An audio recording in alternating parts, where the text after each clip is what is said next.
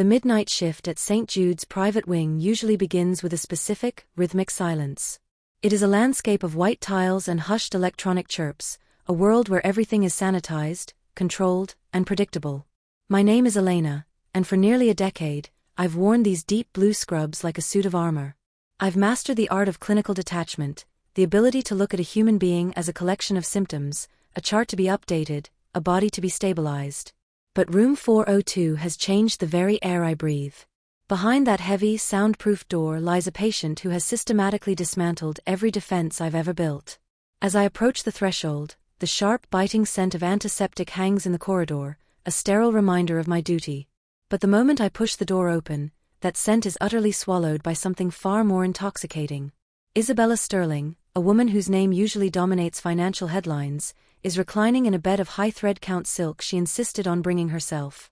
The room is bathed in a soft ethereal blue moonlight filtering through the large windows, casting long jagged shadows across the polished medical monitors.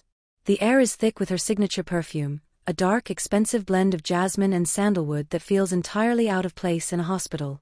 I stand there for a heartbeat too long, the snap of my latex gloves sounding like a gunshot in the stillness. I can see the outline of her body beneath the thin silk sheets, a silhouette of grace even in her supposed vulnerability. Her blonde hair is a pale spill across the white pillows, and her eyes, even in the shadows, find mine with a precision that makes my breath hitch. I am here to perform a routine checkup, to be the silent caretaker, the invisible hand of medicine. But as I step into the blue glow, my pulse begins a frantic, uneven rhythm that no training can mask. Isabella doesn't say a word, she doesn't have to. The way she watches me, tracking every movement of my hands as I check the 4-stand, the way my chest rises and falls beneath my scrubs, tells me she knows exactly what she's doing to me. I reach for the metal bed rail, my fingers brushing against the cold steel, but all I can feel is the heat radiating from her skin. I tell myself I am safe behind my title and my uniform. I tell myself that this is just another chart to update, another patient to stabilize before the morning shift arrives. But as I lean over her, our faces are suddenly terrifyingly close. In the depths of her amber eyes, I see a reflection of a desire I've tried so hard to bury beneath years of professional discipline. It is a moment of pure, unadulterated static in my brain. I realize then, with a jolt that nearly makes me drop my clipboard, that the real threat in room 402 isn't her recovery or a sudden drop in blood pressure. The danger in this room isn't medical, it's personal. The routine is my only sanctuary, a sequence of learned behaviors that should keep the world at bay. I move to the side of the bed, the silk sheets rustling with a sound that feels overly loud in the quiet room. I reach for Isabella's wrist, my fingers finding the delicate pale skin where her pulse should be steady and professional. Instead, the beat I find is wild, a trapped thing thrumming against my fingertips with a frantic intensity that mirrors my own internal chaos. I am supposed to count the seconds, to record the data accurately, but I find myself lingering, my thumb tracing the slight curve of her radius. Her skin is hot, a fever that has nothing to do with infection. I can feel her gaze on me, tracing the line of my jaw, looking for the cracks in my clinical mask. "Is something wrong, Elena?" she asks, her voice a low melodic rasp that vibrates in the small space between us. I don't answer immediately, I can't. I reach for my stethoscope, the cold metal feeling like a brand against my palm. I move closer, the scent of her jasmine becoming an overwhelming cloud that makes my head swim. I press the diaphragm of the stethoscope against her chest, right over the swell of her heart, separated only by the thin, translucent silk of her gown. Through the earpieces, the sound is deafening, a heavy rhythmic drum that tells the story of a desire she isn't even trying to hide. I am so close now that I can feel the warmth of her breath against my cheek, a soft, humid caress that makes the air in my lungs feel like lead. My hand is steady, but inside, I am a storm of conflicting impulses. I move the stethoscope, my knuckles accidentally brushing against the soft valley of her cleavage, a contact so brief it should be meaningless. But Isabella hitches her breath, a small jagged sound that shatters the silence. The heart monitor accelerates, its electronic chirp becoming a frantic warning of the fire brewing in the dark. I am the one with the medical degree, the one in the blue scrubs, the one who is supposed to be the master of this interaction. I should be the one setting the boundaries, the one maintaining the distance that keeps us both safe.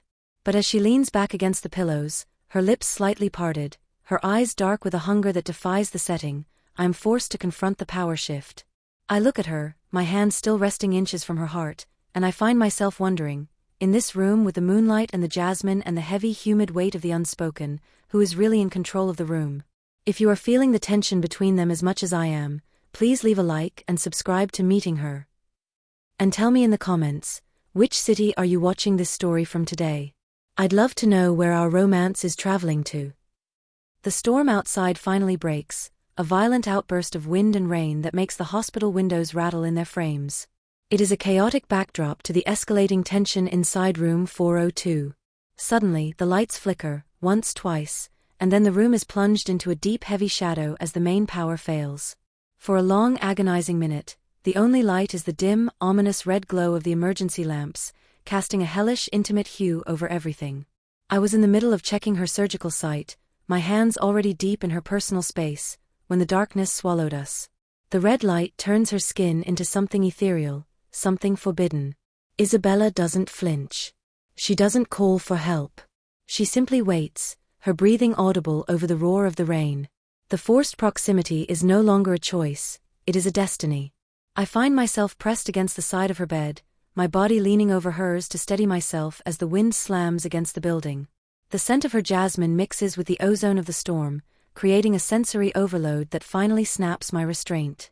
I can feel the silk of her gown against the rough fabric of my scrubs, her breasts pressing against mine as she reaches out to grab my waist. "Elena," she whispers, her voice a raw confession that bypasses my brain and goes straight to my soul.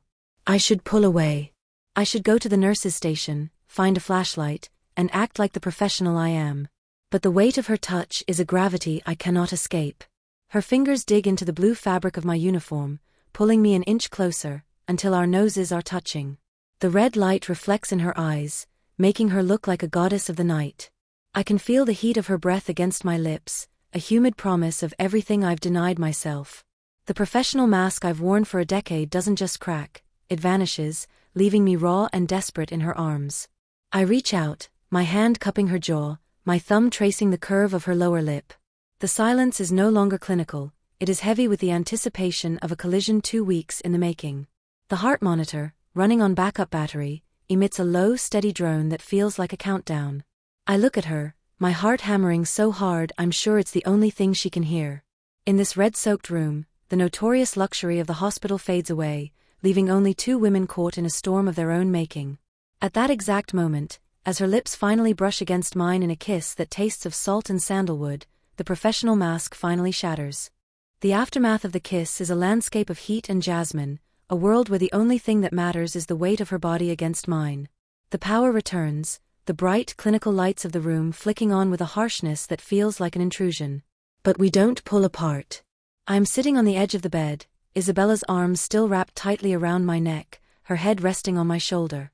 The scent of her jasmine is now a part of my uniform, a mark of the secret we now share. The powerful woman who arrived here in a silk shroud is now vulnerable in my arms, her heart still racing against my chest. I look at the monitors, the green lines finally steadying, and I realize that the most important healing didn't happen through a needle or a pill. It happened in the dark. But there is a weight to this intimacy, a heavy pressure of the unsaid that follows us into the dawn. I trace the line of her collarbone, my fingers moving with a possessive boldness I never knew I possessed. We are bound by a secret that the hospital walls cannot contain, a desire that has redefined the power dynamic of room 402. I am her caretaker, yes, but I am also the only person who knows the fire that lives beneath her perfect, blonde exterior. The ivory silk of her nightgown is wrinkled under my touch, a tangible proof of the moment we just crossed. I can feel her pulse under my palm, no longer frantic but deep and resonant, as if her heart has finally found its anchor. I lean back just enough to look at her, my face inches from hers, the anticipation of the next touch a physical ache in my chest. Her amber eyes are fixed on mine, searching for any sign of regret, but all she finds is the reflection of her own hunger. The professional distance I used to prize feels like a relic of a different life, a lie I can no longer tell myself.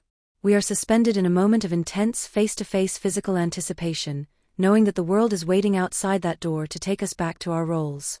I can feel the heat of her skin against mine, a shared fever that no medicine can cure. The room is quiet again, but the silence has changed. It is no longer hollow, it is thick with the gravity of what we are to each other. I am her nurse, and she is my patient, but in the ruins of the night, we have become something far more dangerous. We have become a secret. I can feel the heat radiating between us, and as I lean in for one more taste of her lips, the sound of footsteps in the hallway freezes the air. The morning sun is a brilliant, unforgiving light that reflects off the white tiles of the hallway, demanding that the world return to its proper order. I enter room 402 for the morning rounds, my blue scrubs straightened, my stethoscope in place, but I feel like a stranger in my own skin. Isabella is sitting up, her laptop open on her knees, her blonde hair perfectly styled, the mask of the powerful CEO firmly back in place. To anyone else, she looks like a patient recovering with remarkable speed. But as I move toward the bed, our eyes meet, and for a split second, the mask slips. I see the heat, the secret, the shared fever that still burns in the depths of her gaze. I reach for her wrist to check her pulse, a gesture we've performed 100 times. But this time, her fingers interlock with mine under the cover of the silk sheets, a silent grounding touch that tells me she isn't letting go. The power dynamic has shifted forever. I am no longer just her nurse, and she is no longer just my patient. We are something else entirely, something for which there are no charts or protocols. The loop has begun, a cycle of professional duty by day and a desperate forbidden hunger by night. We will play the game, we will exchange orders and medical data, but the air between us will always be charged with the memory of the storm. Every time I walk past her door, I feel the pull of the gravity we created. The cliffhanger isn't when she'll be discharged, it's what happens when she leaves and the clinical walls are no longer there to hide us. I walk out of the room, looking back over my shoulder one last time to see her watching me, biting her lip in a way that tells me the next checkup can't come soon enough. I am the woman who saved her, but she is the woman who set me on fire. The cycle of forbidden desire resets, and I am ready to burn with her again. This was only the beginning. If you missed the other stories on the channel, click on the video appearing on your screen right now. And get ready, because the next meeting will be even more intense. See you soon.